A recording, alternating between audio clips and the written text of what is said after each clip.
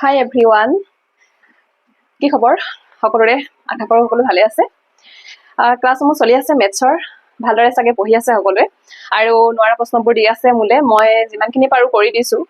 আৰু বহুতখিনি চেক কৰিবও আছে। টেলিগ্ৰামত বহুতে দি থৈছে, মই চেক কৰিব পৰা নাই, কাৰণ অকণমান গাটো বেয়া আছিলে আৰু ব্যস্ততা বহুতখিনি বাঢ়ি আছে। বাকী কেনেকুৱা পাইছে কওকচোন? মেথছখিনি বুজি পাইছেনে? মানে এতিয়াতো বেছিকতে আছোঁ, কিন্তু লাহেকৈ আৰু দুটামান ক্লাছৰ পাছতে মানে অলপমান চেপ্টাৰখিনি চেঞ্জ হ'ব, ঠিক আছে? এই যিখিনি বেছিক মানে ইয়াৰ পৰাতো কুৱেশ্যন আহে, তাতকৈ বেছিক কুৱেশ্যন এইখিনিৰ পৰাই আহে, কিন্তু এইখিনি বেছিক বুলি ধৰিছোঁ। ইয়াৰ পাছত যেতিয়া লাহেকৈ পাৰ্চেণ্টেজলৈ যাব, এভাৰেজলৈ যাব, লাহেকৈ অকণমান মানে গ্ৰাফটো উঠিব দেই। অকণমান মানে এইখিনি যি টান পায়, তেওঁৰ মানে অকণমান টান লাগি যাব আৰু। গতিকে এইখিনি যদি ক্লিয়াৰ হোৱা নাই, এইখিনি এইকেইদিন ভালকৈ প্ৰেক্টিচ কৰক। মেথছৰ ক্লাছটো এবাৰ যদি বুজা নাই দুবাৰ চাওক, কিন্তু এইখিনি লাগিবই। প্ৰত্যেকটো সময়তে LCM আৰু HCF লাগিব, ডেচিমেল ফ্ৰেকশ্যনছ লাগিব, স্কুৱেৰ ৰুট, কিউব ৰুট লাগিব। চ' এই বস্তুখিনি মই চিম্প্লিফিকেশ্যন বুলি চেপ্টাৰটো আনি তাতে মই এইখিনি এটা এটাকৈ কৰাই আছোঁ, কাৰণ এইখিনি আমাৰ প্ৰতিটো ক্লাছতে মানে প্ৰতিটো মেথছৰ চেপ্টাৰতে লাগিয়ে থাকিব, একদম শেষলৈকে, একদম মানে প্ৰবেবিলিটি পঢ়ালৈকে লাগিব। চ' বহুতখিনি আছে, মন দিব, আৰু নোৱাৰাবিলাক থাকিলে দিব। মই তেনেকৈ টেলিগ্ৰামতে কৰি দিম বুলি ভাবিছোঁ, কাৰণ যদি মানে এনেকৈ ডাউট ক্লিয়াৰ মানে এনেকৈ এটা ক্লাছকৈ লৈ আহিলে নহয়, বহুতখিনি টাইম যাবগৈ। আৰু যিটো ADR আহিছিলে যে LCM HCFৰ যিটো কুৱেশ্যনটো, সেই কুৱেশ্যনটো মই চলিউশ্যন কৰাই দিছিলোঁ টেলিগ্ৰামত। যেনেকৈ কৰাই দিছোঁ এইটো বুজি পাইছে নাই বাৰু? যদি বুজি পোৱা নাই ক'বচোন, কাৰণ মানে আমি সদায় LCM আৰু HCFৰ ইজিবোৰে চাই যাওঁ, হয় নাই? দুটা নাম্বাৰৰ যদি পূৰণফল এনেকুৱা থাকে, সিহঁতৰ LCM আৰু HCFৰ পূৰণফল এই দুটা থাকে, তো নাম্বাৰ দুটাৰ এটা এইটো হ'লে আনটো কিমান, এনেকুৱাবোৰে আহি থাকে। কিন্তু এইবাৰ মানে আমাৰ ADR 2.0 অকণমান গ্ৰেজুৱেট লেভেল পেপাৰখনত অকণমান টান কৰি দিছিলে। আৰু টান মানে কি আৰু, কুৱেশ্যনটো মানে ইকুৱেশ্যন বনাব লগা আছিলে, এলজেব্ৰা টাইপ হৈ গৈছিলেগে। আৰু কিন্তু সেইটো মানে LCM HCFতে চবে মাথা মাৰি থাকিলে ন, তো এলজেব্ৰাৰ কথা মনলৈ নাহিলে, আৰু সেইকাৰণে কি হ'ল, বহুত টাইম গুচি গ'ল। সেই কুৱেশ্যনটোত কোনোবাই 10-15 মিনিটলৈকে টাইম দি দিলে, তাৰ ফলত কি হ'ল, পেপাৰখন কৰি শেষ নহ'লে। বহুতৰে এনেকুৱা হ'ল, এই গ্ৰেজুৱেট পেপাৰখন কৰি শেষে নহ'লে, কাৰণ এফালে মেথছটোৱে অলপমান টাইম খাই দিলে, আৰু পেপাৰখন মানে মিক্স আছিলে। মানে এনেকুৱা নাছিলে যে এই ইংলিছৰ বোলে 30টা কুৱেশ্যন বা মেথছৰ 30টা কুৱেশ্যন একেলগে আছে, GK খিনি একেলগে আছে, তেনেকৈ একদমেই দিয়া নাছিলে। তুমি মেথছৰ কুৱেশ্যন এটা কৰি আছা, পটককৈ দি দিলে GK এটা, বা মানে চেইনটো ভাগি গ'ল, আকৌ GK মাথা মাৰিলা, তাৰপাছত তুমি নেক্সটটো কৰিব গ'লা, সেইটো আকৌ ৰিজনিং দি দিলে। মানে তুমি মানে মেথছৰ মাইণ্ডটো এটা বেলেগ হৈ থাকে, আৰু GKৰ মাইণ্ডটো এটা বেলেগ হৈ যায়। চ' মিক্স হৈ গ'ল, মানে বিৰাট খেলিলে এইটো বস্তু। তো সেইটো কাৰণে মানে কি হ'ল, অলপমান মানে সেই আপছ এণ্ড ডাউনছ আহিলে, তাৰপিছত লাষ্টত গৈ পিনি কুৱেশ্যনবোৰ শেষ নহ'লেগে। ইংলিছো এনেকুৱা দি দিলে, যিখিনি গ্ৰামাৰ দিছে মানে জেনেৰেল ইংলিছৰ একদম মানে ভাল দিছে, আৰু বহুত ইজি দিছে দেই। কিন্তু তাতে যিকেইটা মানে ৰিডিং কম্প্ৰিহেনশ্যন দি দিলে নহয়, সেইকেইটা আপোনাৰ মানে ইমানটো পেৰেগ্ৰাফ পঢ়িব লাগে, কুৱেশ্যন এটা এনেকুৱা দি দিলে। তাৰ পাছত এটা উকাপি আহিছিলে যে লং এটা যিটো ৰিডিং কম্প্ৰিহেনশ্যন আছিলে, তো সেইটোৰ মানে এনচাৰ বহুতে ভুল কৰিলে, আৰু জানে মাৰ্কছো বেছি আছিলে, 2 মাৰ্কছকৈ আছিলে ইংলিছৰ। তো সেইটো কাৰণে ভুল হোৱাৰ লগে লগেতো নিগেটিভ খাই গৈছে 0.5। মানে ইংলিছে আল্টিমেটলি পোৱা নম্বৰকেইটাও ডাউন কৰি লৈ আহিলে। যাৰ ইংলিছ ভাল সি চিলেকশ্যন পালে, যাৰ ইংলিছ বেয়া সি ডাউন হৈ আহিলে। তো এইটো মানে বহুত এটা ডাঙৰ ৰোল প্লে কৰিলে এবাৰ ইংলিছে। তো চিলেবাছখন সলনি হৈ থাকে, মানে কি আমাৰ মাৰ্কিং চিষ্টেমটো সলনি হৈ থাকে। এনেই কুৱেশ্যনটো ঠিকে থাকে, মেথছ, ইংলিছ, ৰিজনিং, GK এইকেইটাই আহিব, কিন্তু কি হয়, এই যিটো মানে মাৰ্কিং চিষ্টেম এইটো সলাই দিয়ে, ঠিক আছে? তো এইবাৰ বা কি আহে, এইবাৰ নটিফিকেশ্যনৰ পাছতহে গম পোৱা হ'ব, মানে মাৰ্কছ ডিষ্ট্ৰিবিউশ্যন কেনেকুৱা থাকে, কিহত কিমান নম্বৰ দিব, ঠিক আছে? তো এইবিলাক বস্তু পৰীক্ষা সময়তহে গম পোৱা হ'ব, কিন্তু প্ৰিপেৰেশ্যনটো মানে গোটেইকেইটা ছাবজেক্টতে সমানে সময় দি কৰিব লাগিব। অলপ মই ADR 2.0 এক্সপিৰিয়েঞ্চৰ কথাও কৈ যাম। আৰু এটা কথা কওঁ দেই, আজি মানে বহুতৰে মেছেজ আহি আছে যে আমি মানে ADR দিম, কিন্তু আমি আছাম পুলিচো দিম। আছাম পুলিচৰ কথা কিবা ক'বচোন, একো আছাম পুলিচৰ কথা নকয়। তো যিসকলৰ মানে কেইজনমান ভাইটি, আৰু এতিয়া ভাইটিয়ে হ'ব তেওঁলোক, কাৰণ মইতো এবাৰ আছাম পুলিচৰ মোৰ এজটো পাৰ হৈছে ন, তো তেওঁলোকে যেতিয়া দিব মোৰ ভাইটি বুলিয়ে ধৰিছোঁ, ভাইটি ভণ্টি। তো তেওঁলোকক কৈছোঁ, আছাম পুলিচৰ কাৰণে একচুৱেলি মই কেনেকৈ পঢ়িছিলোঁ মই অকণমান কৈ দিছোঁ। আছাম পুলিচত জইন হ'বলৈ মোৰ মন আছিলে, কিন্তু আছাম পুলিচৰ কাৰণে মই বেলেগকৈ একোৱে পঢ়া নাছিলোঁ। মোৰ টাৰ্গেট মানে এইটোৱে আছিলে যে আছাম পুলিচ এপ্লাই কৰি থৈছোঁ, পৰীক্ষা পাতিলে মই পৰীক্ষা দি দিম, কিন্তু মই মেইনলি ফ'কাছ কৰি আছোঁ ADR 2.0। মানে মই যেতিয়া পঢ়ি আছোঁ ADR 2.0 চিলেবাছ একদম চকুৰ আগত, মানে A to Z চিলেবাছ মুখস্থ, কোনটো টপিক আহিব ডেইলি মই মানে এনেকুৱা কৰিছিলোঁ। সদায় মানে মোৰ সন্মুখত এনেকৈ টু ডু লিষ্টখন থাকেই, টু ডু লিষ্ট। তো ৰাতিপুৱা মই 4টা বজাত বা 5টা বজাতে মই এইটো লিখাই থাকে যে আজি মই GK কি পঢ়িম, বা আজি মই মেথছৰ কি পঢ়িম, আজি বোলে মই এভাৰেজ পঢ়িম, জিকে বোলে আজি মই ইণ্ডিয়ান জিঅ'গ্ৰাফী পঢ়িম, ইণ্ডিয়ান জিঅ' পঢ়িম। তো তেনেকে মানে মই বেছিও নলওঁ, সেই 3টা বা 4টা মই টাৰ্গেট লৈ লওঁ, আৰু সেইকেইটা মই মানে দিনটোত মোৰ 4 ঘণ্টা লাগে বা দিনটোত মোৰ 5 ঘণ্টা লাগে বা কেতিয়াবা যদি মোৰ 7-8 ঘণ্টাও লাগে, মই মুঠৰ ওপৰত এইখিনি মই সময় উলিয়াই পঢ়ি একদম মানে শেষত যাতে মই টিক দিব পাৰো যে মই এইটো পঢ়িলো। মোৰ টাৰ্গেটটো তেনেকুৱা আছিলে, আৰু মানে একো এটা টপিক যাতে মোৰ থাকি নাযায়, মানে মই তেনেকে ফ'কাছ কৰি পিনি পঢ়ি আছিলো। আৰু মোৰ এইটো মানে বিশ্বাস আছিলে যে এডিআৰ নিচিনা এটা এক্সামত ইমান এখন ডাঙৰ চিলেবাছ দি দিছে, তো সেইখিনি যেতিয়া মই কভাৰ কৰিমেই, আছাম পুলিচত বেলেগকে কি আহিব পাৰে, তেনেকুৱা এটা মোৰ মানে মনত আহি আছিলে। কাৰণ আমি আছামৰ কমপ্লিট আছাম পাৰ্ট পঢ়িছো ন, আছামৰ জিকে মানে কমপ্লিট পঢ়িছো, হিষ্ট্ৰী, জিঅ'গ্ৰাফী, পলিটি, ইকনমি যি আছে আছামৰ ষ্টেটিক টপিক এভৰিথিং পঢ়িছো, কাৰণ আমাক লাগিব এডিআৰি। তো সেইখিনিয়েতো আমাৰ আছাম পুলিচত আহিব, আৰু আছাম পুলিচত মাৰ্কো কম, 100হে। ঠিক আছে, তো ডাঙৰ পৰীক্ষা কোনটো? ডাঙৰ পৰীক্ষা আমাৰ কাৰণে এই এডিআৰি গ্ৰেজুৱেট পেপাৰখন যিখন হয়, সেইটো আমাৰ কাৰণে ডাঙৰ পৰীক্ষা। তাৰপাছত আমাৰ এডিআৰি হাই ছেকেণ্ডেৰীখন। ঠিক আছে, আৰু মোৰ এনেকুৱা লাগিলে পৰীক্ষা দি পিনি সেই গ্ৰেজুৱেট পেপাৰখনৰ যিটো কুৱেশ্যন লেভেল মানে মেথছলৈকে, আৰু তো সেইখিনি লেভেলেই মেইনটেইন কৰে আছাম পুলিচ SI পৰীক্ষাটোৱে। চ' পঢ়াটো একদমেই ভাগ কৰিব নালাগে, সদায় ওপৰত লিখোঁতে ADRE 3.0 plus Assam police SI। ঠিক আছে, তো সেইটো টাৰ্গেট কৰি পঢ়িব লাগে, একদম ছেইম, মানে একেবাৰে ছেইম থাকিব, অকণমান ইজিয়ে পাব আছাম পুলিচটো মানে হেৰিতকৈ, এডিআৰিতকৈ। চ' যিসকলে মানে ভাবি আছে যে আমাৰ কাৰণে অকণমান কৈ দিয়ক আছাম পুলিচক কেনেকৈ প্ৰিপেৰেশ্যন কৰিম, কি কথা, মই নিজেই বেলেগকৈ কৰা নাই, তো মানে তোমালোকক মই কি বেলেগকৈ ক'ম, মই যিখিনি এডিআৰিলৈ পঢ়িছোঁ সেইখিনি আছাম পুলিচত আহিছে। আৰু তোমালোকে চবেই জানা যে আছাম পুলিচৰ সেই 10 দিন মানৰ আগত হঠাতে কৈ দিছে এডিআৰি হৈ গৈছেতো, এডিআৰি হৈ গৈছে, হৈ যোৱাৰ পাছতে মানে সেই 2 মাহ নে এমাহ ৰেষ্ট পাইছোঁ, মই ডেটো পাহৰিছোঁ এতিয়া। তাৰপাছত হঠাতে কৈছে যে আছাম পুলিচৰ এক্সাম পাতিব আৰু এডমিট ওলাব, মানে ওলালেই, এনেকুৱা মানে 10 দিন মানে আছে। আৰু সেই 10টা দিনত কোনে পঢ়িব পাৰিব? যাৰ এডিআৰিলে একদম বেষ্ট ক্লিয়াৰ আছিলে, পঢ়ি পিনি পৰীক্ষা দি ধুনীয়াকৈ ৰেডি হৈ আছিলে, সিহঁতি মানে পটাপট বহি লুটিয়াইছে, ৰিভিজন কৰিছে। আৰু মোৰ এক জাপ বহি আছিলে, যিমানখিনি মই পঢ়িছিলোঁ সেই 10 দিনত মই উল্টাই পুল্টাই সেই বহিখিনিয়ে পঢ়িলোঁ, বেলেগ একো হাতেও নাই চোৱা। আৰু লাষ্টত মানে পৰীক্ষালৈ যোৱা 2 দিনৰ আগত মই কেইটামান মক টেষ্ট দিছোঁ, আৰু মক টেষ্টতো ভাল নম্বৰ নাই পোৱা, সেইটো এটা কথা। আৰু মানে এনেকুৱা নহয় যে মক টেষ্টত আপুনি যদি 50 পায় তাৰমানে আপুনি মেইন এক্সামটোতো গৈ 50 পাব বা 40 পাব, সেনেকুৱা নহয়। ঠিক আছে, মক টেষ্টৰ পেপাৰখিনি যোনে ছেট কৰিছে তেওঁলোকেতো মানে মেইন এক্সামৰ পেপাৰ ছেট কৰা নাই ন, তো চবৰে যি মন যায় তাকে ছেট কৰিব পাৰে। তো তেনেকুৱা মক টেষ্টত বহুতে কম নম্বৰ পালে ভয় খাই থাকে যে মেইন এক্সামতো কি হ'ব, এনেকুৱাই হ'ব নি? তো তেনেকুৱা মোৰ ক্ষেত্ৰত হোৱা নাছিলে, মক টেষ্টত মই কম নম্বৰ পাইছিলোঁ, কিন্তু মেইন এক্সামত মোৰ ভাল আছিলে। তাৰপিছত এক্সামটো দিলোঁ, এক্সামটো দিওঁতে মই গম পাইছোঁ যে মই পাছ কৰিম। কাৰণ কি হয়, আমাৰ আছাম পুলিচ SIৰ কাট অফৰ মানে মেন ওমেনৰ বহুত এটা ডিফাৰেঞ্চ আহি যায়। অ'কে, মানে যিখিনি ল'ৰাখিনিৰ যদি কাট অফ 70 গুচি যায়, তো ছোৱালীখিনিৰ মানে 15-20 মান ডাউন হৈ যায়, কম ডিষ্টেঞ্চ মানে সিমানটো ডিফাৰেঞ্চ থাকে। তো মইতো গম পাইছোঁ যে মই পাছ কৰিম। 2টামান প্ৰশ্ন ময়ো নাই পৰা, সেইকেইটা বাৰু বাদ দিছোঁ, কিন্তু মোৰ মানে তেতিয়া মই এক্সাম হলত থাকোঁতেই পেপাৰখন শেষত মই সময় পাইছোঁ চাবলৈ, মানে ইমান ধুনীয়া হৈছে আৰু পেপাৰ, মানে লাষ্টত মই সময়ো পাইছোঁ। তো তেতিয়া মই যোগ কৰিছোঁ মানে মই কিমান পাম, তো তেতিয়াই মোৰ তাত মানে অকণমান ডাউট থকাবোৰ এৰি পিনিও 70 মই তাত পাই আছোঁ। তো মানে মই ভাবিলোঁ কি ৰানিং কৰিব লাগিব, আহিলোঁ আৰু ঘৰলৈ, ভাবিহে আহিলোঁ মনতে যে ৰানিং কৰিম। ঘৰত মানে কি বুলি ক'ম, পৰীক্ষাটো মই পাছ কৰিম, তো মই ৰানিং কৰি থাকোঁ। তাতে বোৱাৰী দেখিছে, গাঁৱৰ পৰিৱেশ,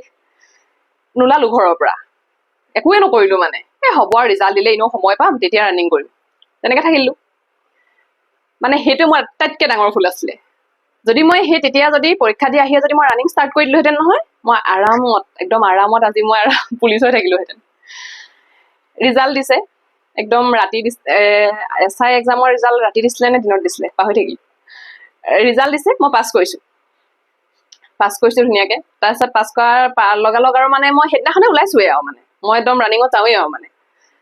তাৰপিছত গম পাইছোঁ যে ৰানিং আৰু সেই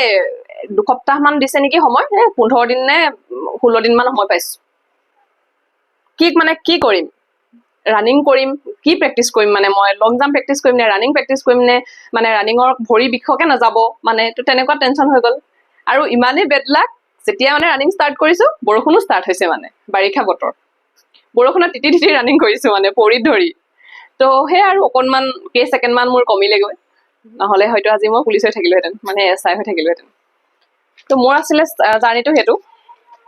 বহুত ভাল নম্বৰ পাইছিলোঁ যেতিয়া মই চেকো কৰিছিলোঁ সেইবিলাক। তো মোৰ 75ৰ ওপৰত আছিলে মাৰ্কছ এনচাৰ কি যেতিয়া চেক কৰিছোঁ। তো এটা ভাল নম্বৰ পাইছোঁ ADR-লে ভালকৈ পঢ়াৰ কাৰণে। যিসকলে আছাম পুলিচ দিম বুলি ভাবিছা তেওঁলোকে এতিয়াৰ পৰা ৰানিং কৰি নাথাকিলেও হ'ব, মানে SI কথা কৈছোঁ হা। কিন্তু যিসকলে কনষ্টেবলৰ কাৰণে প্ৰিপেৰেশ্যনত আছা নহয় তেওঁলোকৰ কিন্তু ৰানিংটো আৰু বেছি টাফ হৈ যায়, মানে SIতকৈ অলপ বেছি টাফ হৈ যায় ন, কাৰণ ডিষ্টেঞ্চ বেছি থাকে। অ'কে, আৰু টাইমটো চাই মানে ডিষ্টেঞ্চ বেছি থাকে, সেইটো কথা। আৰু যিসকল ছোৱালীয়ে ভাবি আছে যে প্ৰিপেৰেশ্যন কৰিম, তোমালোকে কিন্তু কৰা। মানে এইটো কাৰণে মই কৰিব কৈছোঁ, ছোৱালীবিলাকে পাবলৈ বেছি ইজি হৈ যায়। খালি এটাই প্ৰব্লেম হয়, পৰীক্ষাটো পাছ কৰি যায়, সেই ৰানিঙত ওলাই যাব লগা হয়। 20জনী ছোৱালী দৌৰাই দিছে, এজনীহে ৰৈছে, ইমানেই তাৰমানে চিটুৱেশ্যন বেয়া। আৰু ল'ৰাখিনিলে সেইটো সময়ত বেয়া লাগে আৰু তেনেকুৱা। তো তোমালোকক কৈছোঁ ভালকৈ পঢ়া। ৰানিংটো পৰীক্ষা দি অহা দিনাখনৰ পৰা কৰিলেও হ'ব, মানে কাৰণ তেতিয়া তুমি 2 মাহ সময় পাবা। ঠিক আছে, খালি ৰিজাল্টলৈ নাথাকিবা, ৰিজাল্ট পাছ কৰিলেহে কৰিম বুলি নাথাকিবা, কিন্তু ৰিটেন দি আহিবা, লগালগ ৰানিং ষ্টাৰ্ট কৰিবা। ঠিক আছে, তো ভালকৈ পঢ়া। ADR syllabus Assam police syllabus একেই, সেইটোৱে ক'লোঁ আজি। লগতে মোৰ অকণমান এক্সপিৰিয়েঞ্চো শ্বেয়াৰ কৰিলোঁ। তো এতিয়া আমি পঢ়াৰ মাজলৈ যাওঁ। এতিয়া আজি চেপ্টাৰটো পঢ়াৰ আগত কেইটামান কথা কওঁ। এই যে স্কুৱেৰ উলিয়াব লাগে, কিউব কৰিব লাগে। স্কুৱেৰটো গম পাইছা, A to the power square, তাৰমানে কিমান? A into A। ঠিক আছে, A কিউব তাৰমানে A 3টা পূৰণ হৈ থকা বুজাইছে। যেতিয়া এই 3টা পূৰণ হৈ থাকে তেতিয়া কিউব আহিলে, যেতিয়া 2টা পূৰণ হৈ থাকে তেতিয়া 2 আহিলে, আৰু যদি এইটো 4 আছে তাৰমানে A 4টা পূৰণ হৈ থকা বুজায়। ইমানটো চবেই জানানে? একদম বেছিক যদি ক'ব যাওঁ এইটো চবেই জানানে? ইয়াৰ পাছত আমি স্কুৱেৰ কিউব পঢ়াৰ লগে লগে এটা বস্তু চবৰে মনত থাকিব লাগিব। এই 1 স্কুৱেৰৰ পৰা 1 স্কুৱেৰ, 2 স্কুৱেৰ, 3 স্কুৱেৰ, 4 স্কুৱেৰ, তো এনেকে গৈ এই লিষ্টখন এটলিষ্ট বুলি কৈছোঁ 30 স্কুৱেৰলৈকেতো জানিবই লাগিব। অ'কে, A স্কুৱেৰৰ পৰা 30 স্কুৱেৰলৈকে, 1 স্কুৱেৰৰ পৰা 30 স্কুৱেৰলৈকে মুখস্থ থাকিব লাগিব, যিটো মোৰ ইয়াতো লগাই থোৱা আছে ইয়াত। ঠিক আছে, তাৰপাছত কিউব 1 কিউব, 2 কিউব, 3 কিউব, তো এনেকে কৰিবা। এইটো 20 কিউবলৈকে কৰিলেও হ'ব। তো এইখিনি ধুনীয়াকৈ লিখি লৈ নিজৰ পঢ়া টেবুলৰ আগত লগাই ল'বা। আজি প্ৰথম কাম এইটো, স্কুৱেৰ আৰু কিউবৰ কাৰণে 2খন চাৰ্ট বনাই পঢ়া টেবুলৰ আগত লগাই ল'বা। কাৰণ এতিয়া আমাক সদায় এই স্কুৱেৰ আৰু কিউবৰ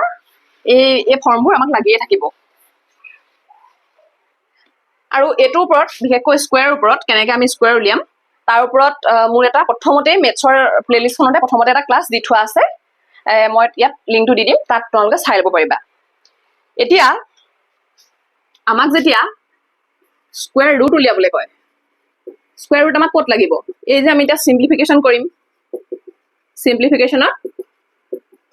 বহুতখিনি প্ৰশ্ন স্কুৱেৰ ৰুটৰ পৰা আহিব। কেনেকৈ আহিব? তোমাক যেনিবা এটা কুৱেশ্যনত দি দিলে √49, তো তুমি এই √49টো তুমি যেতিয়া ভাঙিব লাগিব, তো ইয়াৰ স্কুৱেৰ ৰুট কিমান হ'ব? তো স্কুৱেৰ ৰুট কেনেকৈ ভাঙে? এনেইতো আমি এতিয়া যেতিয়া 1 স্কুৱেৰ 2 স্কুৱেৰ লিষ্টখন চাম তেতিয়া আমি গম পাম যে 7 স্কুৱেৰ মানে হৈছে 49। ঠিক আছে, তো ইয়াৰ মানে স্কুৱেৰ ৰুটটো হ'ব 7। কিন্তু তোমালোকে কেনেকৈ উলিয়াবা? এতিয়া যদি কয় 256 √, কিমান হ'ব মানটো? তো কি কৰিবা, প্ৰথমতে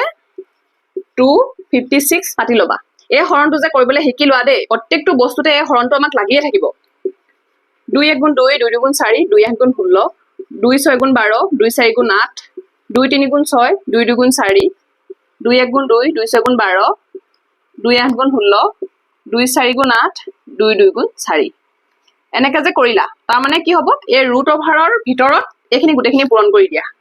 1 2 3 4 5 6 7 8, 1 2 3 4 5 6 7 8, 8টা 2 পূৰণ কৰিলে 256টো পায়। এতিয়া কি কৰিবা? আমাক কি লাগে? স্কুৱেৰ ৰুট লাগে, হয় নাই? মানে দুটাৰ পৰা আমি এটা ল'ব লাগে। এই যে 2 × 2 আছে, এইবোৰ পেয়াৰবোৰ এনেকৈ মিলাই দিয়া। ঠিক আছে, 1 2 3 4, 4টা পেয়াৰ হৈ গ'ল, মানে 2টা যোৰা পাতি দিবা, আৰু যোৰাটোৰ পৰা আমি এটা এটাকৈ ল'ব লাগিব। 2 2 2 2 এনেকৈ হৈ গ'ল নহয়? তেতিয়া কি কৰিবা এই চিনটো ৰুট অভাৰ চিনটো আঁতৰি যাব যেতিয়া আমি যোৰাটোৰ পৰা এটা এটা উলিয়াই আনিম তেতিয়া ৰুট অভাৰ চিনটো আঁতৰাই দিবা লিখিব নালাগে এই যোৰাটোৰ পৰা এটা এটা লিখি গলেই হ'ব 2 * 2 * 2 * 2 কিমান হ'ল 2 × 4 4 × 8 8 × 2 16 তাৰ মানে এই যে ৰুট অভাৰ 256 আছে তাৰ এনসাৰটো কি হ'ব 16 তাৰ মানে কি 16 স্কয়াৰ = 256 তো উলিয়াব লাগিব এনেকে এনে শৰ্ট মানে ট্ৰিক বহুত আছে সেইখিনি মই দিম কিন্তু আজি বেসিক হয় প্ৰথম ক্লাস গতিকে আজি আমি বেসিকে শিকিম এতিয়া কেটামান ৰুল আছে ৰুল কেটা লিখি লবাচোন দেই তোমাৰ যদি দিয়া থাকে ৰুট অভাৰ x = y এটো এক নম্বৰ আৰু তোমাক x ৰ মানটো যদি উলিয়াব দিয়ে তেতিয়া কি কৰিবা এই y টো স্কয়াৰ কৰি দিবা এটো এক নম্বৰ ৰুল এবু কত লাগিবগে মই ধুনিয়াকে দেখাই দিম এটা খালি লিখি লোৱা যদি ৰুট অভাৰ x = y দিয়া থাকে তেতিয়াহলে এই x ৰ মানটো উলিয়াবলৈ হলে ৰুট অভাৰটো অতৰাই দিবা y ওপৰত স্কয়াৰ দি দিবা ওকে দুই নম্বৰটো root over x * root over y = root over xy তাৰ মানে কি যদি ৰুট অভাৰ 2 আছে আৰু এটা যদি ৰুট অভাৰ 3 আছে তেতিয়া আমি একেটা ৰুটৰ তলতে এই 2 * 3 কৰি ৰুট অভাৰ 6 কৰিব পাৰো এটো ঠিক আছে আৰু এটা দিছো rule root over x / root over y = এনেকে দি দিব পাৰিবা ৰুট অভাৰটো আৰু ইয়াৰ ভিতৰত x / y বহাই দিব পাৰিবা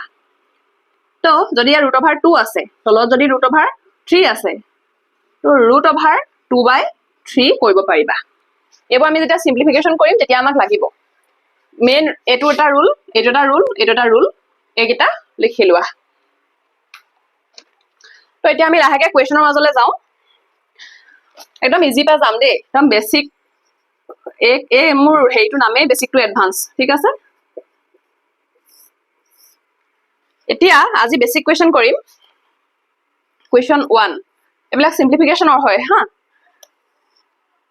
root over 24 plus root over 216 divided by 96 root over 96 তো এটোৰ মান কিমান হয় যেতিয়া এটো হুটিব প্ৰথম মনলৈ কি আহিব লাগিব যে এই কেটা আমি এই ৰুট অভাৰ কেটা আমি কেনেকে ভাঙিব পাৰো প্ৰথম হেতু মনলৈ আহিব লাগিব এই 24 টো এনেকা নাম্বাৰ নেকি ৰুট অভাৰ 24 টো এনেকা নাম্বাৰ নেকি যেটো মানে ডাইৰেক্ট আমাৰ মনত পৰে যে স্কয়াৰ কৰিলে পাম নেকি না পাও 2 স্কয়াৰ 3 স্কয়াৰ 4 স্কয়াৰ 5 স্কয়াৰ পাম নেকি না পাও নহয় 4 স্কয়াৰ কৰিলে 16 5 স্কয়াৰ কৰিলে 25 কিন্তু 24 হে দিছে আমাক ইয়াত এনেকা যদি আমাক 25 বা 16 থাকিলে হেতেন আমি ডাইৰেক্ট কৰিব পাৰিলো হেতেন হয় নাই এটো ডাইৰেক্ট 4 বা ডাইৰেক্ট 5 কিন্তু এনেকা এটা নাম্বাৰ দি দিলে যেটো ডাইৰেক্ট আমি কৰিব নোৱাৰো তেতিয়া আমি কি কৰিম তো এবোৰতে যেটা ডাইৰেক্ট নোলাই তেতিয়া লৰছলিবোৰে পৰীক্ষা এৰি থৈ গুছি আহে তোমালোকে কি কৰিবা হে হৰণলৈ আহি যাবা 24 পাতি লবা 2 * 12 * 24 2 * 6 * 12 2 * 3 * 6 কি হ'ব ৰুট অভাৰত 2 * 2 * 2 * 3 হৈ গল এটা পেয়াৰ হৈ আছে একিটা পেয়াৰ নহয় বেলেগ আছে হয় নহয় এতিয়া কি কৰিবা সৰি দে এ যে পেয়াৰটো আছে পেয়াৰটোৰ পৰা দুই এটা আনি বাহিৰলৈ লৈ আহিবা উলিয়াই আৰু এটোটো আমি ভাঙিব নোৱাৰিলো এটোটো আমি পেয়াৰ কৰিব নোৱাৰিলো তেতিয়া কি কৰিবা ৰুট অভাৰৰ ভিতৰতে 2 * 3 টো থৈ দিবা এটো যেটো পেয়াৰ হৈ গল তাৰ পৰা এটা উলিয়াই আনিলে হৈ গল এটো বস্তু বাদ দি দিয়া আৰু এটা পেয়াৰৰ পৰা উলিয়াই আনিলা তাৰ পৰা এই ৰুট অভাৰটো দি পিনি এই দুটা ৰাখি দিবা তেনেকে আৰু তাৰ পিছত কি হ'ব 3 * 2 6 তাৰ মানে কি বুজি পালা ৰুট অভাৰ 24 ঠাইত আমি 2√6 লিখিব পাৰো তাৰ মানে এটো ঠাইত আমি 2√6 লিখিব পাৰো এটা হৈ গল এবোৰ প্ৰথম কৰিছা কাৰণে টান লাগিছে বা দেৰি লাগিছে লাহে লাহে এবোৰ সোনকালে হৈ যাব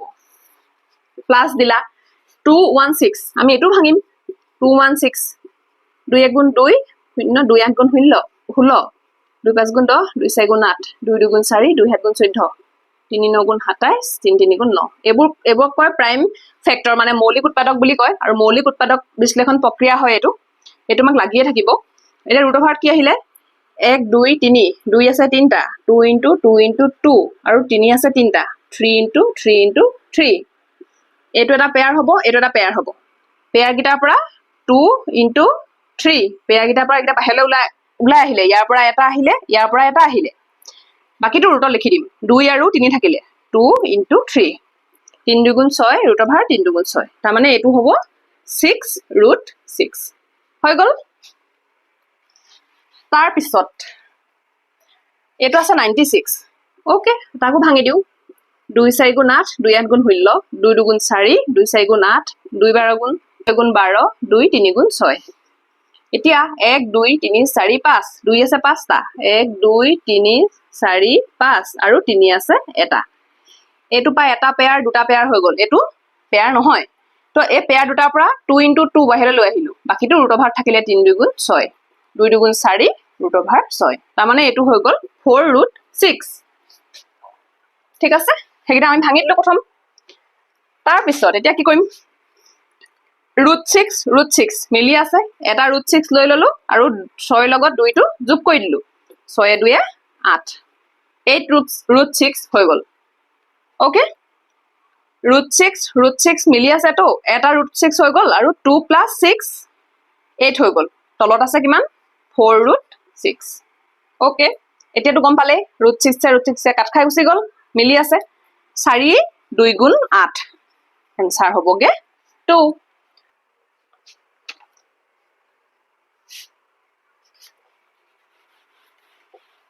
ধুনিয়াকে মন দি যাবা কাৰণ মই হোমৱৰ্ক দিম পিছত কি হ'ব কমেন্ট আহিব যে আমাক বুজাবলে আমাক কিমান বুজোৱা নাই আৰু হোমৱৰ্ক দি আছে হেতু নহয় মই আসলে যেটো কোৱেশ্চন বুজাই দিও হে একদম একে টাইপৰ এটা কোৱেশ্চন হোমৱৰ্কও দি দিও যাতে হেতু চাই তলৰটো কৰিব পাৰা তো যিসকলে মন নিদিয়া সেই সকলৰ গাত দুখ হয় তেওঁলোকে পিছত মানে কবলে আহে যে বুজোৱা নাই হোমৱৰ্ক দি আছে কিন্তু মই তেনেকা ধৰণৰ নুবুজোৱাকে প্ৰশ্ন নিদু আৰু যদি কেতিয়াবা দিও হেতু মই চেষ্টা কৰিব দিও পিছত ক্লাছত মই এটো কৰিয়ে দিও ওকে তো কোৱেশ্চন নাম্বাৰ 2 চাই যোৱা দে যিখিনতে ডাউট পোৱা হেখিনতে কমেন্ট কৰিবা নহলে থাকি যাব এই পিছত সুধিবলে কাকো নাপাবা আৰু √180 into √18 into √5 into √3 আৰু মোৰ লগে লগে বহি কলম লৈ কৰি যাবা 96 into 5 এতিয়া এই কোৱেশ্চনটো কেনেকৈ কৰিবা এই কোৱেশ্চনটো কৰিবলে এইখিনিটো সেম হয় হয়নে নহয় √5 √3 ভাঙিব লগা একো নাই ঠিক আছে একেটা নেভাগে এনেকে ৰাখি দিয়া তো এইকেটা আমি ডাঙৰ কেটা ভাঙো প্ৰথমতে 180 2 9 গুণ 18 0 2 4 গুণ 8 2 5 গুণ 10 2 2 গুণ সৰি 3 3 15 গুণ 45 3 5 গুণ 15 18 টো ভাঙি দিছো এই হৰণটো বাৰে বাৰে কৰিবা যিমান পাৰা হিমান কৰিবা দেই তেতিয়াহে মানে তোমালোকৰ ফাস্ট হ'ব মানে মেথছ 2 9 গুণ 18 3 3 গুণ 9 এতিয়া আমি এইটা ভাঙো এটা পেয়াৰ দুটা পেয়াৰ হৈ আছে তাৰ মানে 3 2 গুণ 6 √5 যেতিয়া কৰি থাকিবা মেথছবোৰ তেতিয়া মানে তোমালোকৰ এইবোৰো √5 মানে ৰুট লবলে ইজি হৈ গৈ থাকিব ঠিক আছে তো 180 মানে হ'ব 6√5 যদি কেনেকৈ ললো বুজা নাই ইয়া আগৰ প্ৰশ্নটো চাই লোৱা হেটো ধুনিয়াকৈ মই ভাঙি √5 কৈ থৈছো হা ইয়াত মই অকমান মানে খৰ কৰিছো আৰু ইয়াৰ পৰা এটো এটা পেয়াৰ আহিব 3√2 ইনটু এটো মানে হৈছে 3√2 হৈ গল তাৰ পাছত এটো আহিলে √5 এটো আহিলে √3 96 তো কিমান পাইছিলা 2 4 গুণ 8 2 8 গুণ 16 2 2 গুণ 4 2 4 গুণ 8 2 12 গুণ 24 2 6 গুণ 12 2 3 গুণ 6 এটা দুটা পেয়াৰ তো 4√6 এটো হ'ব 4√6 ইনটু 5 হৈ গল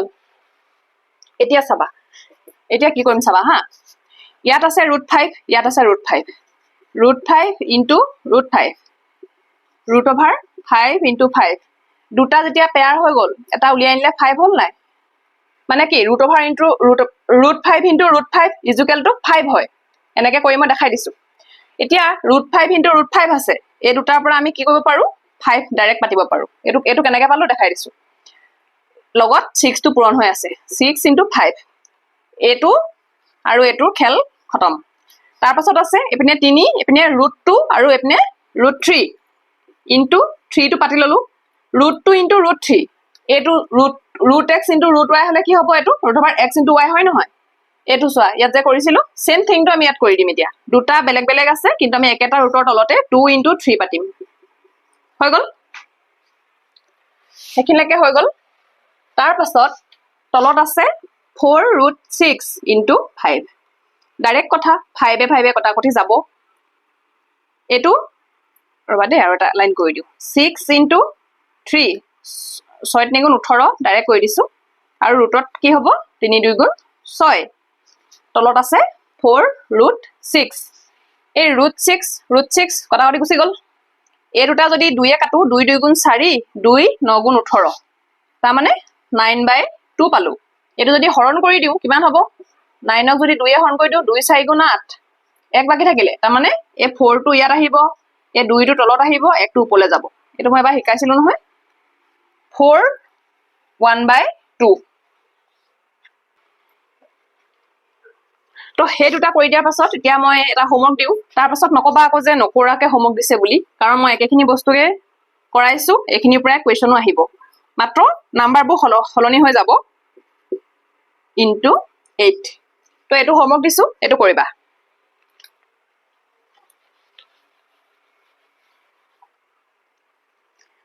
তাৰ পাছত এটা কোৱেশ্চন 3 নম্বৰ কোৱেশ্চন হ'ব যদি মানে if root over x by 169 is equal to 18/13 হয় তেতিয়া হলে x equal to কিমান কোৱেশ্চনটো এটো একদম পৰীক্ষাত অহা প্ৰশ্ন আহিয়া আছে পৰীক্ষাত কেনেকৈ কৰিবা যেতিয়া এনেকৈ দিব এটা কোৱেশ্চন কেনেকৈ কৰিবা প্ৰথম কথা এই বস্তুটো যদি এনেকৈ দেখিবা এই ৰুলটোলে ঘূৰি আহিবা এনেকৈ যেতিয়া এটা ভগ্নাংশৰ ওপৰত হোল এনেকৈ ৰুট দিয়া থাকিব এটো হোল এনেকৈ গুটেটো ওপৰত দিয়া আছে তো আমি হেতু ভাগ ভাগকেও লিখিব পাৰো ওপৰতো বেলেগকে ৰুট দিব পাৰো তলতো বেলেগকে ৰুট দিব পাৰো ভাগ কৰিব পাৰো ঠিক আছে প্ৰথম আমি হেতুৱে কৰো কি কৰিম x equal to কিমান প্ৰথম আমি কি কৰিম ওপৰৰ x টো যেহেতু আমি x মান উলিয়াব লাগিব বেলেগ কৈ দিলু আৰু তলৰ 169 টো বেলেগ কৈ দিলু তাৰ পাছত এটো পাতিম ঠিক আছে এতিয়া ওপৰত আছে √x তলত আছে 169 √169 মানে কিমান হে যে মই স্কয়াৰ যে লিষ্টখন বনাব কৈছিলো তাতে পাই যাবা 12 গুণ 144 13 গুণ কিমান 169 এটো আমি এই লিষ্টখনতে পাই যাম এতিয়া এই 169 ৰ ঠাইত আমি ডাইৰেক্ট 13 পাতিব পাৰো আৰু 18/13 লিখিব পাৰো হৈ গল তাৰ পাছত এতিয়া আমাক কিমান লাগে √x মান লাগে তো x ৰ লগত এতিয়া আমি ক্ৰস মাল্টিপ্লাই কৰিম ন এটো এনেকে মাল্টিপ্লাই কৰিম x ৰ লগত যেটো পূৰণ হৈ আছে হেতু তলত পাতিম আৰু a2 * a2 পাতিম 13 * 18 13 কাটাকাটি গুচি গল কিমান থাকিলে 18 এতিয়া আমি কোনটো ফৰ্মুলা লগাম এটো আমি ফৰ্মুলা লগালো 3 চাই যাবা হা এটো মই মনত ৰাখিবৰ কাৰণে কৈছো 3 ফৰ্মুলা ইয়াত আমি কি লগাম এতিয়া আমাক √x = 18 দিয়া আছে তেতিয়া হলে x = কিমান হ'ব 18 স্কয়াৰ হ'ব কেলে হ'ব এটো ইয়াত লাগিছে ফৰ্মুলা 1 যদি √x = y হয় যদি √x = y হয় y ঠাইত 18 আছে তেতিয়া হলে x ৰ মান উলিয়াবলৈ হলে এই y টো স্কয়াৰ কৰিব লাগিব তো 18 স্কয়াৰ 324 হৈ গল বুজি পালা তো এই গিটা মই হেগানা ফৰ্মুলা লিখাই লৈছো এই ফৰ্মুলা গিটা আমাৰ সিম্পলিফিকেশনত বাৰে বাৰে লাগি থাকিব তো কোৱেশ্চনটো দেখি পিনি টান নিচিনা লাগিছিলে কিন্তু যেতিয়া আমি কৰিলো তেতিয়া বুজি পালো যে ইমান কোৱেশ্চনটো টান নাছিলে এতিয়া এটা হোমৱৰ্ক দিও এটো লিখি লোৱা √1 + x / 144 is equal to 13/12 তো x ৰ মানটো কিমান ওকে এটো দিয়া আছে x ৰ মানটো উলিয়াব লাগে হেতু কৰিবা অপচন কিটা মই দি দিও 1 13 27 25 কৰিব ট্ৰাই কৰিবা দেই অকমান টান পালে নকৰাকে নাথাকিবা লাগিলে 1 ঘন্টা লাগক 2 ঘন্টা লাগক জুজি পিনি কৰিব মানে এনসাৰ উলিয়াব চেষ্টা কৰিবা এখিনিতে এটা বস্তু শিকাই থৈ যাও যেটো আমাৰ ডিভিজন মেথডত ৰুট উলিয়াব লাগে ঠিক আছে স্কয়াৰ ৰুট উলিয়াব লাগে ডিভিজন মেথড কেতিয়াবা আমাক এটো দৰকাৰ হৈ যায় যেতিয়া মানে এনেকা নাম্বাৰ দিয়া থাকে ধৰা 18769 এটো √over দিয়া থাকে তুমি এটো উলিয়াব লাগে তো এতিয়া এনেকে যেতিয়া ডাঙৰ এটা দিয়া থাকে তুমি তেতিয়া কিমান হৰণ কৰিবা তোমাৰটো বহুত টাইম লাগিব তো তেতিয়া ইজিলি কেনেকে কৰিব পাৰিবা হেতু মই এতিয়া দেখাই দিম দেই 18769 18769 ঠিক আছে তো প্ৰথম কাম হ'ব ইয়াৰ প্ৰথম কামেই হ'ব এই সোঁফালৰ পৰা জোৰা পাতি আনিব লাগিব এপিনে এটাহে আছে ওকে জোৰা জোৰাকে যিমানটা থাকে জোৰা জোৰা পাতি লৈ আহিবা তো প্ৰথম 1 টো আছে 1 টো প্ৰথমতে হৰণ কৰি লওঁ 1 1 গুণ 1 যেটো ইয়াত 1 আছে একতকে বেলেগে নাযায় হৰণ আৰু 1 1 গুণ 1 কৈ ললো ওকে তো যেতিয়া নমাম তেতিয়া ডাইৰেক্ট জোৰাকে নমাম 87 নামি আহিলে নেক্সট আকৌ কিহে হৰণ কৰিম এ 1 টো আৰু এ 1 টো এই দুটা যোগ কৰিম একে একে 2 তাৰ মানে যেটো পাম হেতু আমি ইয়াত বহাম 2 বহালো দেই এটো আৰু এটো যোগ কৰি 2 বহালো তাৰ পাছত ইয়াত যেটো বহাম তো ইয়াতো হেতু বহাব লাগিব তো ইয়াত যেটো বহাম ইয়াতো বহাব লাগিব তো এতিয়া এটোতকে সৰু এটা নাম্বাৰ লাগিব ইয়াত ঠিক আছে হয় এটো লাগিব নহয় ইয়াতকে সৰু লাগিব তো ইয়াৰ লগত কি পূৰণ কৰিব লাগিব ইয়াত যেটো বহাম ইয়াতো সেম বহাব লাগিব নহয় তো কি বহালে আমি এটো পাম 22 ইনটু যদি 2 কৰো 2 দুগুণ 4 2 দুগুণ 4 44 23 ইনটু যদি 3 কৰো কাৰণ 3 3 লাগিব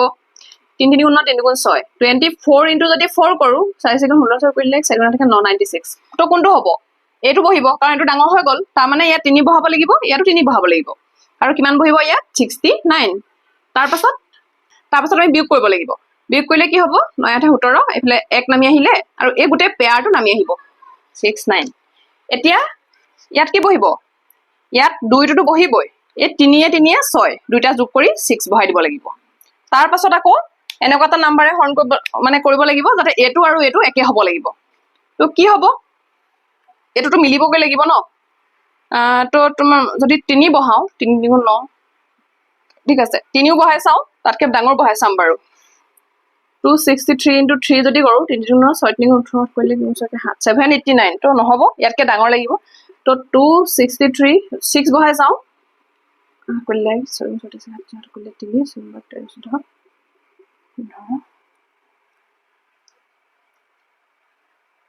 তো ইয়াতকৈ ডাঙৰ এটা পাম তো 267 বহাই চাও 7 9 কৰিলে 4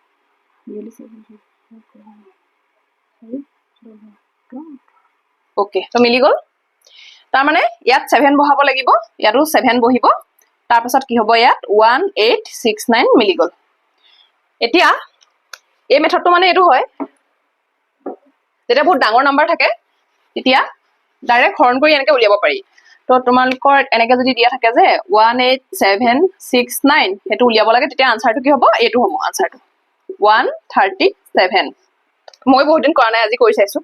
সো এনেকা আৰু দুটামান কোৱেশ্চন দি দিও তেতিয়া কৰিলে গম পাবা যে এটো কেনেকে হয় মেইনলি হেতুই আৰু এটো লগত হেতু যোগ কৰি বিনি বহাব লাগে নেক্সট স্টেপত এটা সিস্টেম আৰু এইবিলাকটো কাৰণ আমি স্কুল লেভেলতে পঢ়া হয় আৰু দুটা কোৱেশ্চন দি দিও হোমৱৰ্ক হিচাপে এটা কৰি চাবা কৰি থাকিলে ইজি হ'ব √15131 আৰু এটা দি দিছো √15376 এগিটা উলিয়াবা হে হৰণটো কৰি চাবা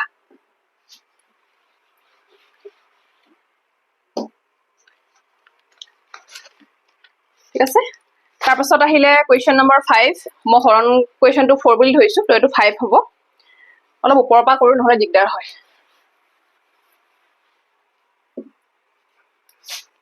Question 5 Question to আছে √10 plus √25 plus √108 plus